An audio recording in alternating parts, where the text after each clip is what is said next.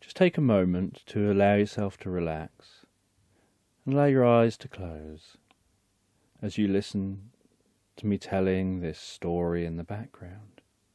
And as you listen to this story, I don't know whether you'll drift deeper relaxed to the sound of my voice or to the spaces between my words. A Merry Christmas by Louisa Alcott. Jo was the first to wake in the grey dawn of Christmas morning. No stockings hung at the fireplace, and for a moment she felt as much disappointed as she did long ago, when her little sock fell down because it was so crammed with goodies. Then she remembered her mother's promise, and slipping her hand under her pillow, drew out a little crimson-covered book. She knew it very well, for it was that beautiful old story of the best life ever lived, and Jo felt that it was a true guidebook for any pilgrim going the long journey. She woke Meg with a Merry Christmas and bade her see what was under her pillow. A green-covered book appeared with the same picture inside, and a few words written by their mother, which made their one present very precious in their eyes.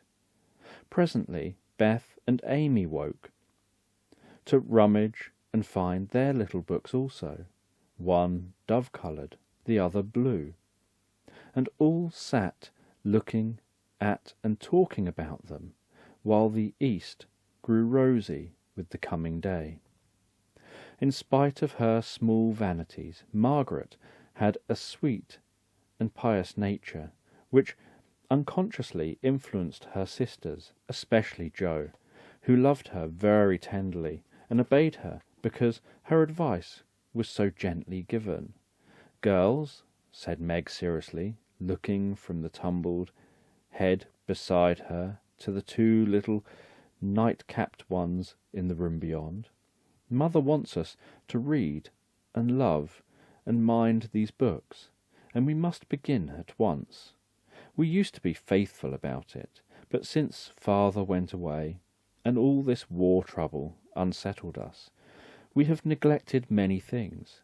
You can do as you please, but I shall keep my book on the table here, and read a little every morning as soon as I wake, for I know it will do me good and help me through the day." Then she opened her new book and began to read. Jo put her arms round her, leaning cheek to cheek, read also, with the quiet expression so seldom seen on her restless face. "How good Meg is! Come, Amy, let's do as they do. I'll help you with the hard words, and they'll explain things if we don't understand," whispered Beth, very much impressed by the pretty books and her sister's example. "I'm glad mine's blue," said Amy, and then the rooms were very still, while the pages were softly turned, and the winter sunshine crept in to touch the bright heads and serious faces with a Christmas greeting. "Where is Mother?" asked Meg, as she and Jo ran down to thank her for their gifts half an hour later. "Goodness only knows. Some poor creature come a-begging, and your ma went straight off to see what was needed. There never was such a woman for giving away food and drink, clothes," replied Hannah, who had lived with the family since Meg was born, and was considered by them all more as a friend than a servant. "She'll be back soon, I guess, so do your cakes and have everything ready," said Meg, looking over the presents, which were collected in a basket and kept under the sofa, ready to be produced at the proper time. "Why, where is Amy's bottle of cologne?" she added, as the little flask did not appear. "She took it out a minute ago, and went off with it to put a ribbon on it, or some such notion," replied Jo, dancing about the room to take the stiffness off the new army slippers. "How nice my handkerchiefs look, don't they?" Hannah washed and ironed them for me, and I marked them all myself," said Beth, looking proudly at the somewhat uneven letters which had cost her such labour. "Bless the child, she's gone and put Mother on them instead of M. March. How funny!" cried Joe, taking up one. "Isn't it right? I thought it was better to do so, because Meg's initials are M.M., and I don't want any one to use these but Marmee," said Beth, looking troubled. "It's all right, dear, and a very pretty idea. Quite sensible, too, for no one can ever mistake now. It will please her very much, I know," said Meg, with a frown for Joe and a smile for Beth. "There's Mother. Hide the basket quick," cried Joe, as a door slammed and steps sounded in the hall. Amy came in hastily and looked rather abashed when she saw her sisters waiting for her. "Where have you been, and what are you hiding behind you?" asked Meg, surprised to see by her hood and cloak that lazy Amy had been out so early. "Don't laugh at me, Joe. I didn't mean anyone should know till time came. I only meant to change the little bottle for a big one, and I gave all my money to get it, and I'm not going to be selfish any more."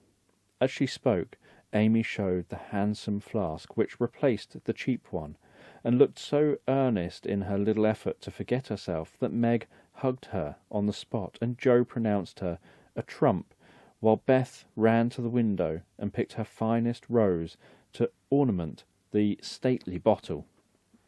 "You see, I felt ashamed of my present after reading and talking about being good this morning, so I ran round the corner and changed it the minute I was up, and I'm so glad, for mine is the handsomest now." Another bang on the street door sent the basket under the sofa, and the girls to the table eager for breakfast. "Merry Christmas, Marmee. Lots of them. Thank you for our books. We read some, and mean to every day," they cried in chorus. "Merry Christmas, little daughters. I'm glad you began at once, and hope you will keep on.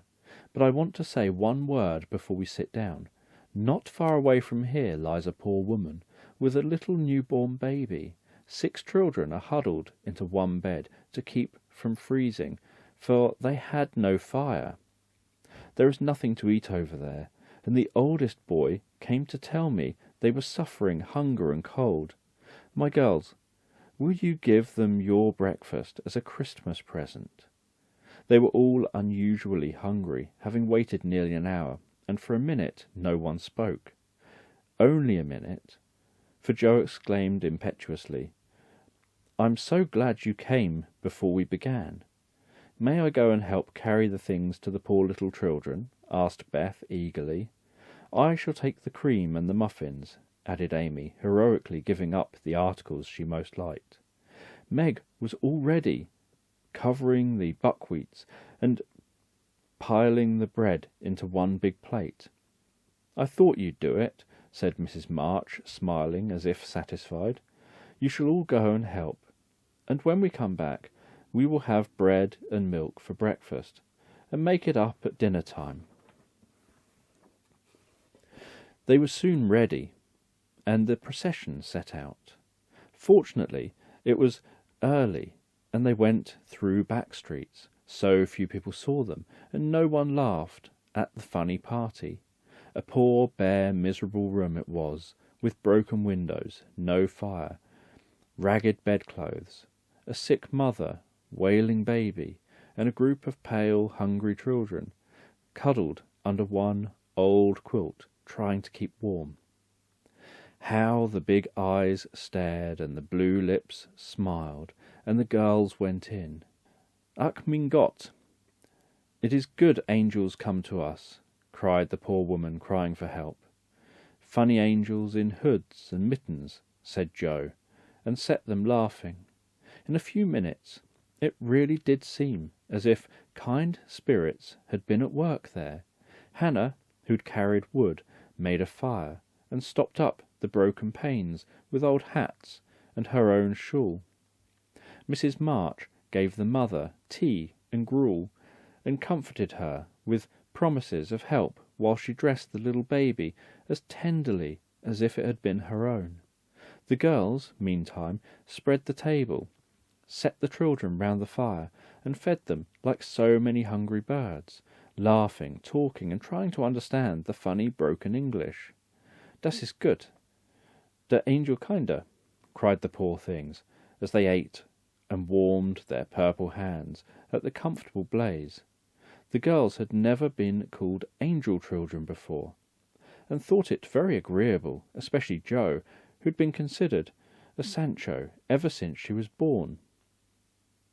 That was a very happy breakfast, though they didn't get any of it, and when they went away, leaving comfort behind, I think there were not in all the city 4 merrier people than the hungry little girls who gave away their breakfast, and contented themselves with bread and milk on Christmas morning.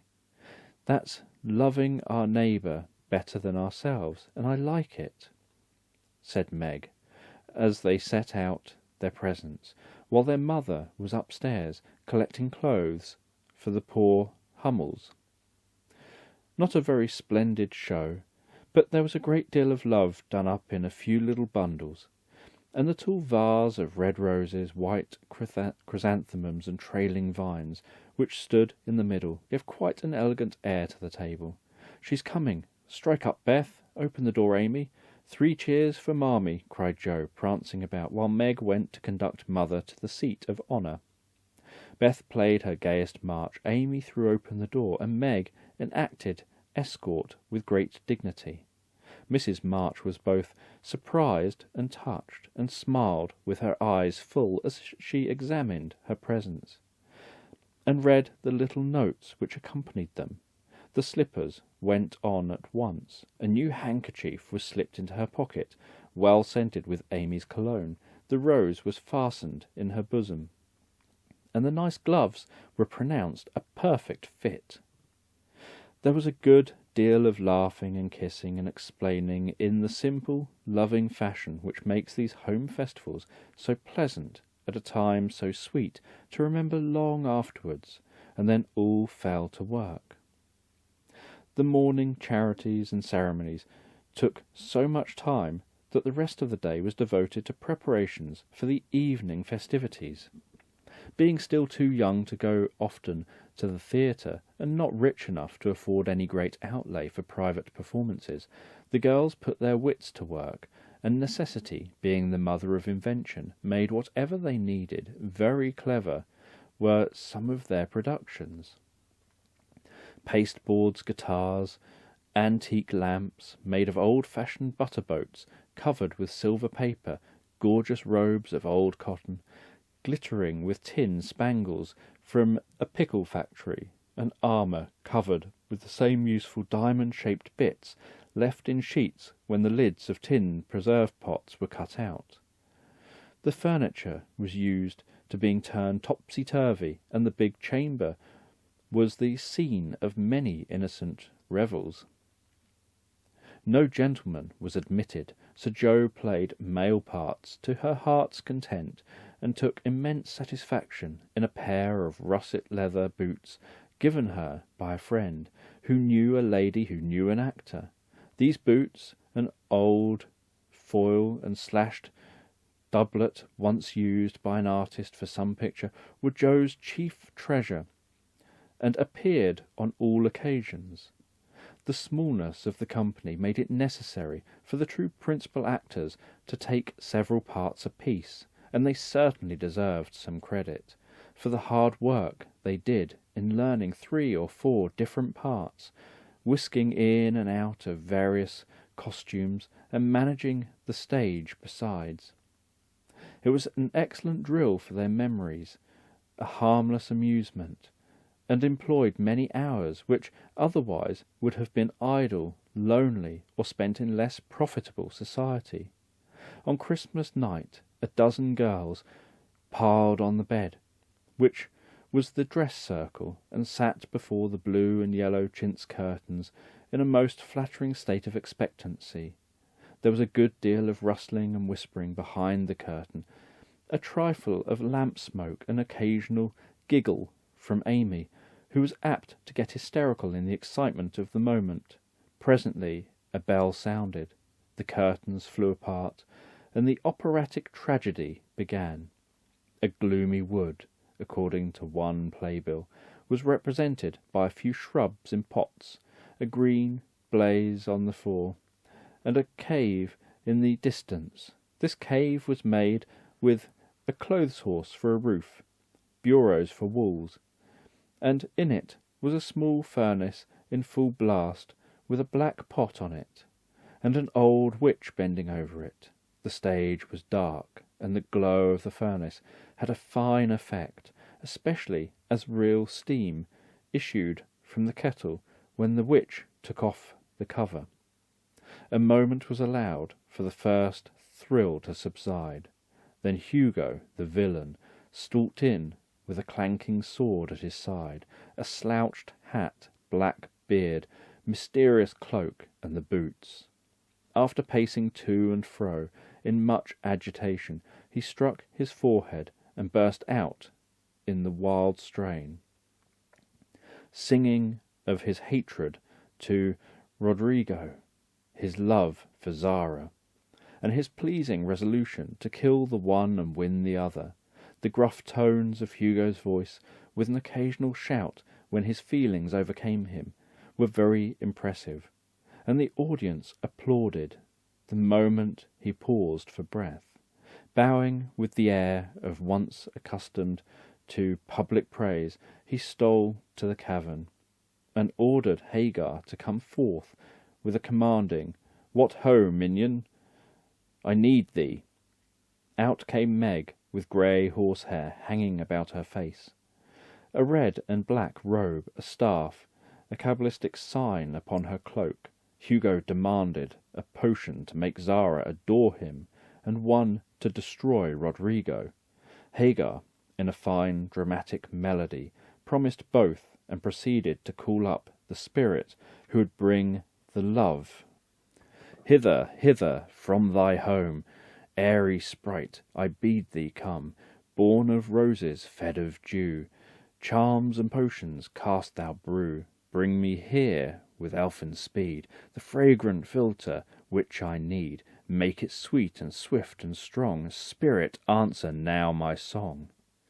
A soft strain of music sounded, and then at the back of the cave appeared a little figure in cloudy white, with glittering wings and golden hair, and a garland of roses on its head. Waving a wand, it sang, "Hither I come from my airy home, afar in the silver moon. Take the magic spell, oh use it well, or its power will vanish soon." And dropping a small gilded bottle at the witch's feet, the spirit vanished. Another chant from Hagar produced another apparition, not a lovely one, for with a bang an ugly black imp appeared, and having croaked a reply, tossed a dark bottle at Hugo and disappeared with a mocking laugh. Having warbled his thanks and put his potion in the boots, Hugo departed, and Hagar informed the audience that, as he had killed a few of her friends in times past, she has cursed him, and intends to thwart his plans and be revenged on him. Then the curtain fell, and the audience reposed and ate candy while discussing the merits of the play. A good deal of hammering went on before the curtain rose again, but when it became evident what a masterpiece of stage carpentering had been got up to, no one murmured at the delay. It was truly superb. A tower rose to the ceiling. Halfway up appeared a window with a lamp burning at it, and behind the white curtain appeared Zara in a lovely blue and silver dress, waiting for Roderigo. He came in gorgeous array, with plumed cap, red cloak, chestnut lovelocks, a guitar, and the boots, of course. Kneeling at the foot of the tower, he sang a serenade in melting tones. Zara replied, and after a musical dialogue, consented to fly. Then came the grand effect of the play. Roderigo produced a rope ladder with 5 steps to it, threw up one end and invited Zara to descend. Timidly she crept from her lattice, put her hand on Rodrigo's shoulder, and was about to leap gracefully down, when, alas, alas for Zara, she forgot her train. It caught in the window, the tower tooted, leaned forward, fell with a crash, and buried the unhappy lovers in the ruins. A universal shriek arose as the russet boots waved wildly from the wreck, and a golden head emerged, exclaiming, "I told you so! I told you so!" With wonderful presence of mind, Dom Pedro, the cruel sire, rushed in, dragged out his daughter with a hasty aside. "Don't laugh. Act as if it was all right," and ordering Rodrigo up, banished him from the kingdom with wrath and scorn. Though decidedly shaken by the fall of the tower upon him, Rodrigo defied the old gentleman and refused to stir. This dauntless example fired Zara. She also defied her sire, and he ordered them both to the deepest dungeons of the castle. A stout little retainer came in with chains and led them away, looking very much frightened and evidently forgetting the speech he ought to have made. Act third was the castle hall, and here Hagar appeared, having come to free the lovers and finish Hugo. She hears him coming and hides, sees him put the potions into 2 cups of wine, and bid the timid little servants bear them to the captives in their cells, and tell them I shall come anon. The servants takes Hugo aside to tell him something, and Hagar changes the cups for 2 others which are harmless. Fernando, the minion, carries them away, and Hagar puts back the cups which hold the poison meant for Rodrigo. Hugo, getting thirsty after a long warble, drinks it, losing his wits, and after a good deal of clutching and stamping, falls flat and dies, while Hagar informs him what she has done in a song of exquisite power and melody. This was a truly thrilling scene, though some persons might have thought that the sudden tumbling down of a quantity of long hair rather marred the effect of the villain's death. He was called before the curtain, and with great propriety appeared leading Hagar, whose singing was considered more wonderful than all the rest of the performance put together. Act fourth displayed the despairing Rodrigo on the point of stabbing himself, because he had been told that Zara had deserted him. Just as the dagger is at his heart, a lovely song is sung under his window, informing him that Zara is true but in danger, and he can save her if he will. A key is thrown in, which unlocks the door, and in a spasm of rapture he tears off his chains and rushes away to find and rescue his lady-love. Act fifth opened with a stormy scene between Zara and Dom Pedro. He wishes her to go into a convent, but she won't hear of it, and after a touching appeal is about to faint, when Rodrigo dashes in and demands her hand. Dom Pedro refuses because he is not rich. They shout and gesticulate tremendously, but cannot agree, and Rodrigo is about to bear away the exhausted Zara, when the timid servant enters with a letter and a bag from Hagar, who has mysteriously disappeared. The letter informs the party that she bequeath untold wealth to the young pair, and an awful doom to Dom Pedro if he doesn't make them happy. The bag is opened, and several quarts of tin money shower down upon the stage, till it's quite glorified with the glitter. This entirely softens the stern sire. He consents without a murmur. All join in a joyous chorus, and the curtain falls upon the lovers kneeling to receive Dom Pedro's blessing in attitudes of the most romantic grace. Tumultuous applause follows, but received an unexpected check, for the cot-bed on which the dress circle was built suddenly shut up and extinguished the enthusiastic audience. Rodrigo and Don Pedro flew to the rescue, and all were taken out unhurt. Though many were speechless with laughter, the excitement hardly subsided when Hannah appeared with Mrs. March's compliments, and would the ladies walk down to supper. This was a surprise even to the actors, and when they saw the table, they looked at one another in rapturous amazement. It was like Marmee to get up a little treat for them, but anything so fine as this was unheard of since the departed days of plenty. There was ice cream, actually 2 dishes of it, pink and white, and cake and fruit, and distracting French bonbons, and in the middle of the table 4 great bouquets of hothouse flowers.